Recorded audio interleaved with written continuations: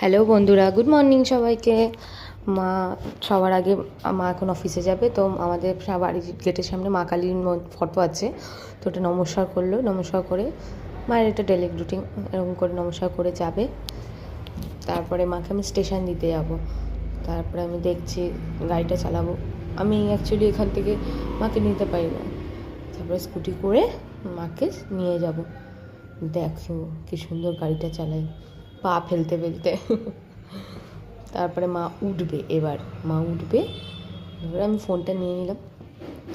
নেওয়ার পর মা শনি মন্দিরে প্রত্যেক শনিবার মা টাকা দেয়। তারপরে মা আজকে তো টেস্ট আছে, ব্লাড টেস্ট, মা ব্লাড টেস্ট করতে যাবে, এই জন্য একটু তাড়াতাড়ি বেরিয়ে গেছে। টাটা মা। তারপর মাকে স্টেশনে ছেড়ে দিয়ে এসে আমি টিফিন খেয়ে নিলাম, পরোটা আর ঘুগনি। আর এখন